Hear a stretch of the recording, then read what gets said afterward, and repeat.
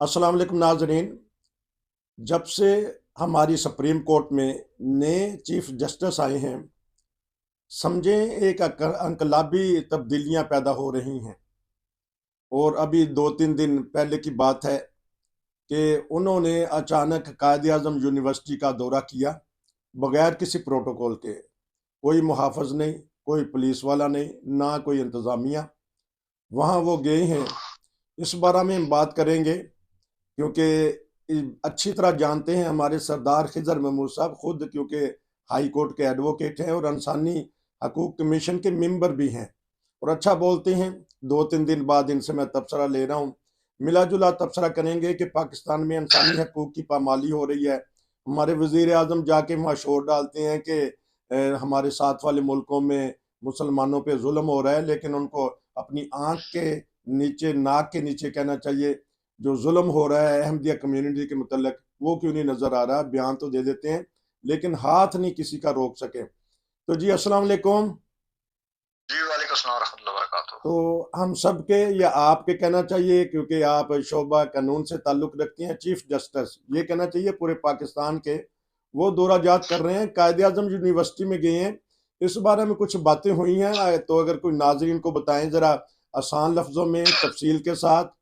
और बड़ी दिलचस्प आपकी गुफ्तगू होती है जी।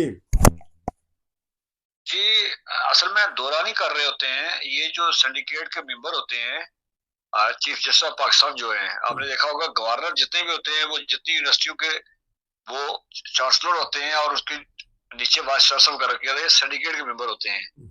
और इससे पहले जितने भी इजलासात होते रहे हैं, उसमें बहुत कम जो है चीफ जस्टिस खुद जाते रहे हैं। अगर वो खुद ही गए तो उसके पूर्व रजिस्ट्रार को भेज देते हैं जो वहां पे फॉर्मेलिटी पूरी कराते थे।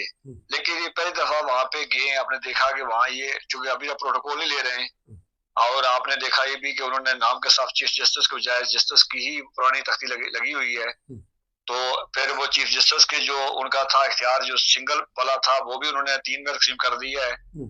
तो वो जब वहां पे गए हैं तो उसके बाद वहां प्रोटोकॉल नहीं था, और फिर जब वहां पे आगे रेंजर और पुलिस और वो देखी, उस पर उन्होंने गुस्सा भी किया और उन्होंने कहा कि तालीमी इदारे जो है वो असले से पाक करना चाहिए। और वैसे दुनिया जान के जदीद ममालिक जितने भी है, आप देखेंगे कभी भी शो ऑफ आर्म नहीं होता कहीं भी किसी जगह पे भी। अगर लॉ एनफोर्समेंट एजेंसी के पास शो ऑफ आर्म हो भी तभी उसको नहीं समझ नहीं लाया जाता है और कोई इसको इतना अच्छा समझा नहीं जाता है। लेकिन पाकिस्तान में चूंकि चोर डाकू हों, इदारे हों, वो दन्नाते फिर रहे हैं। अब आज भी आज कराची में देखा कि वो पुलिस वालों ने बंदे को गाड़ी गोली मार के मार दी है, गाड़ी रुकी नहीं है। तो बड़ा उस मुल्क के अंदर वैसा ही है, तो उस पर उन्होंने गुस्सा किया है। तो उसके बाद जो सिंडिकेट का वहां इजलास हुआ, उसमें उन्होंने, आपको याद होगा कि ये जरजिया के दौर से एक गैर आलनिया जो है तमाम जितनी तलबा तंजीमें हैं दुनिया जान के अंदर, तलबा तंजीमें जो मॉडर्न कंट्रीज हैं जहाँ जमहूरियत है, वहाँ तलबा तंजीम होती है। तलबा तंजीम से ही जो है वो स्टूडेंट्स जो है वो वहाँ से लीडरशिप जो है वो उभर के आती है।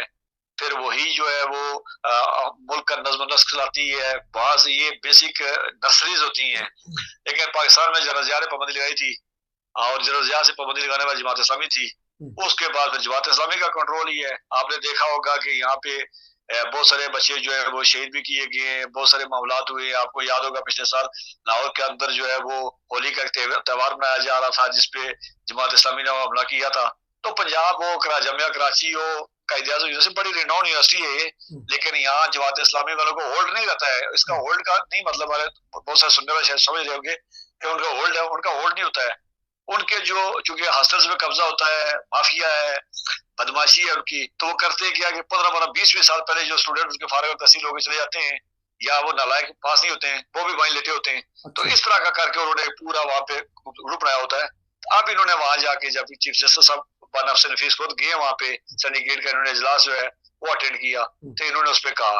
आपको याद होगा, मैं जमात इस्लामी की बात चली तो मुझे एक बात याद आ गई है कि आज से 3-4 साल 5-6 साल हो गए, इसी इस्लामी यूनिवर्सिटी कायद आज़म यूनिवर्सिटी के अंदर जो है वो पाकिस्तान के वायद जो है नोबल इनाम याफ्ता साइंटिस्ट जो है डॉक्टर अब्दुल सलाम, उनके लिए वहाँ एक चेयर कायम की गई थी। लेकिन आपको याद होगा कि जमात इस्लामी वालों ने उस पर एहतजाज किया, बल्कि वहाँ जो फोटो जो उनकी तस्वीरें लगाई गई थी, आपको याद होगा उन पर कालक मली गई।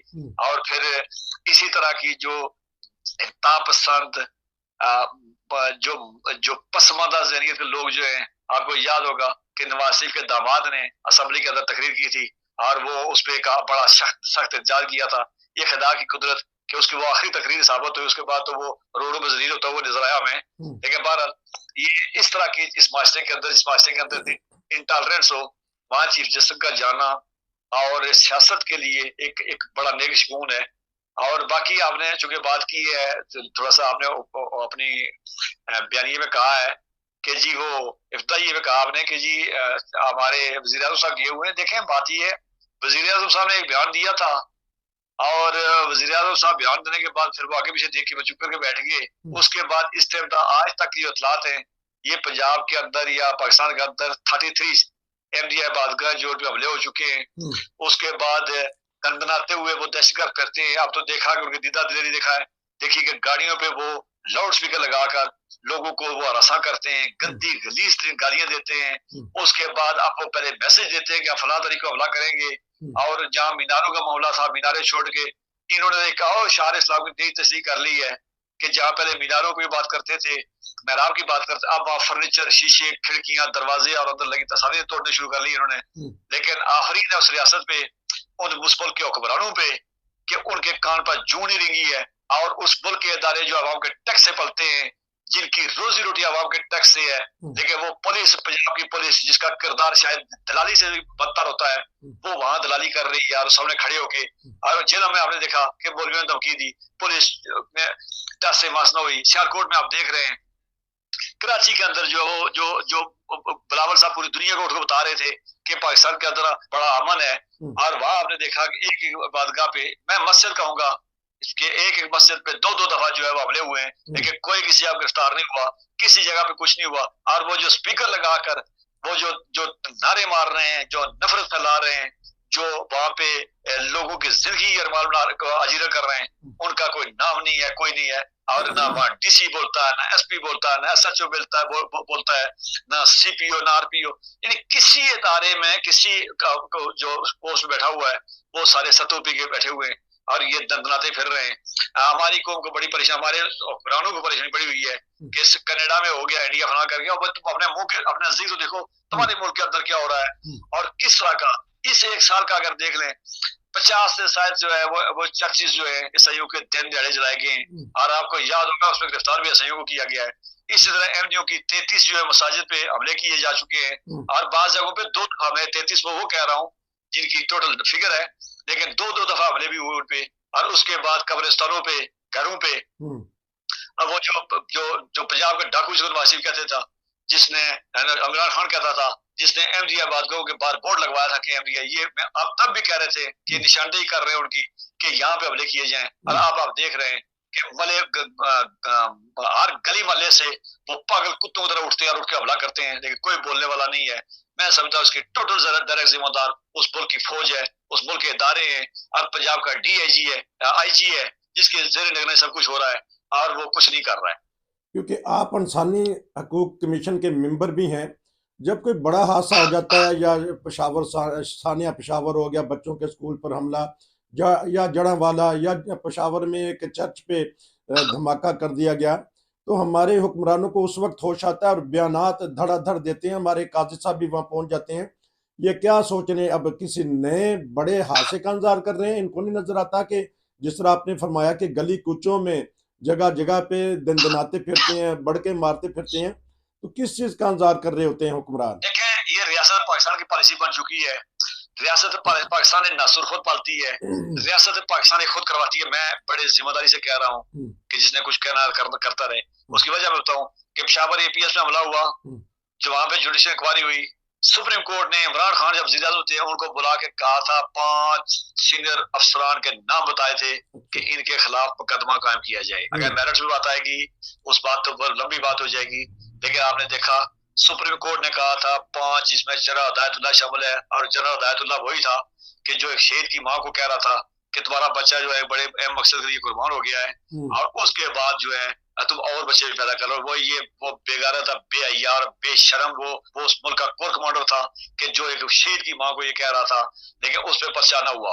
उसके बाद कल परसों की बात ये है कि खैबर के इलाके में एक वहां पे लोकल जो है वो काउंसलर हैं, इंजीनियर हैं, उनके घर पे हमला हुआ। पता चला जी कि वो हमला करने वाला हमला हुआ, बम फेंका गया उनके घर पे पता ना देने की वजह से। अच्छा। तो वो बदकिस्मती वो जो ग्रेनेड था वो फट गया और वो पुलिस वाला, लोकल पुलिस वाला जख्मी हुआ। अच्छा। इसका मतलब है कहीं ना कहीं ये काम अंदर से ही किया जा रहा था, वरना उसके घर पुलिस नहीं थी। वो पुलिस वाला कैसे जख्मी हो सकता था जब उसे ग्रेनेड फेंका गया? तीसरी बात, अच्छा, ये क्योंकि ये बात हमारे चीफ ऑफ आर्मी स्टाफ भी कहते हैं कि हमें अंदर से खतरा है। आपकी बात की तायद होती है और हमारे हुक्मरान भी कहते हैं चीफ ऑफ आर्मी स्टाफ की से भी खतरा है, इसलिए कि जनरल जिया से लेके जनरल जिया ने इस मुल्क के अंदर एमक्यू को पैदा किया, जनरल जिया ने तालिबान पैदा किए, मुशर्रफ आया, उसने जो दर दर से मांग के खाने वाले मौलवी थे उनको उठा के 55 सीटों पे उनको उठा के असेंबली में अंदर पहुंचाया।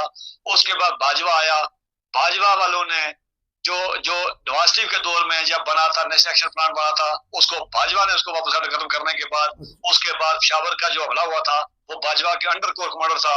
उसके बाद जब हाफिज साहब आए तो हाफिज साहब का आप देख लें कि उसके बाद आने के बाद इस तरह एक और सवाल कर लूं मैं, क्योंकि आपने अच्छी तरह बता दिया कि हमें अंदर से ही खतरा है, पुलिस वाले भी जख्मी हो जाते हैं, आपने ये भी बता दिया। तो ये 9 मई के जो जिन्होंने हमला किए थे उनको वीडियो के जरिए ढूंढ ढूंढ के सजाएं दी जा रही हैं, पकड़ा जा रहा है। तो ये जो अब सरेआम जमात अहमदिया के खिलाफ तकारीर हो रही हैं, वीडियो भी बना के सोशल मीडिया पे खुद ही उनके ग्रुप जारी करते हैं, तो इनके पास ये काफी सबूत नहीं है हमारी अदालतों के पास। मैं वही बात कर रहा हूँ, मैं उसी बात का सब कि जब हाफिज साहब ने कमांड संभाली तो फिर लब्बैक को दोबारा ऑन किया। अच्छा। और मेरा सारा ये सवाल था, जब इतना अरसा मतलब मैं लंबी बात की मैंने कि वो स्पीकर लगाकर गालियां दे रहे हैं, वो सोशल मीडिया पे दे रहे हैं, वो वहां से जुलूस निकाल रहे हैं, तो एजेंसियां क्या कर रही हैं, इदारे क्या कर रहे हैं? आपने 9 मई का वाकये की बात की। 9 मई के वाकये के अंदर 2 जर्नलों की कोर जो जनरल है, फुल जनरल है, लेफ्टिनेंट जनरल, उनकी घर के बीवियां, बहू, बेटा, दामाद, इस तरह के 8 से 10 ब्रिगेडियर, 15 से 16 जो है कैप्टन कर्नल, ये रैंक के लोग गिरफ्तार हुए हैं। तो इसका मतलब है उसके अंदर जब गिरफ्तारियां हो तो ये लोग भी अंदर के शामिल थे ना, जो आपने कहा अंदर से खतरा है, तो ये लोग कहीं वो जो बरीक से तो नहीं आए थे, वहां से अंदर से थे। दूसरी बात ये है कि उनको सजाया वीडियो पे हुई है नहीं हुई है, सजा अभी किसी को नहीं हुई है, गिरफ्तारी की उन्होंने। लेकिन 9 मई का वाकया और 30 से बाद गए किसी को क्यों नहीं नजर आ रही है? क्या इस मुल्क की इबादत गाहों का, इस मुल्क के अवाम के कब्रिस्तानों का उस कोर कमांडर से ज्यादा तकद्दस है कि इबादत गाहों के आप उस चौधरी, आज धमकियां दी रहे चौधरी जफरुल्लाह के उस मस्जिद को जो उसने आज से 100 साल पहले बनाई थी, उसके बाद मुझे बताएं कि जो पाकिस्तान का पहले वजीर खारजा था, जिसने कश्मीर का इंतहाई कमजोर केस, जिसको वो उसने वहां पे अक़वाम मुत्तहिदा में पाकिस्तान के एक वो कुंडी अड़ा के रखी हुई थी, उसके बाद जिसने पाकिस्तान की यूएनओ में नुमाइंदगी नहीं की, यूएनओ के सदर प्रेसिडेंट रहे हैं, जिसकी खिदमात मराकश, लबनान, यूनान, फलस्तीन के मुसलमान जो है वो शायद क़यामत तक याद रखेंगे।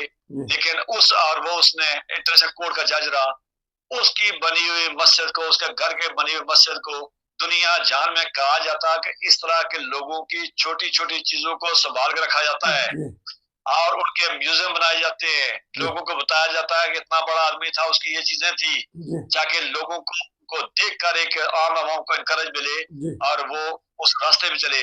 लेकिन उसकी बनाई हुई मस्जिद को खतरा है।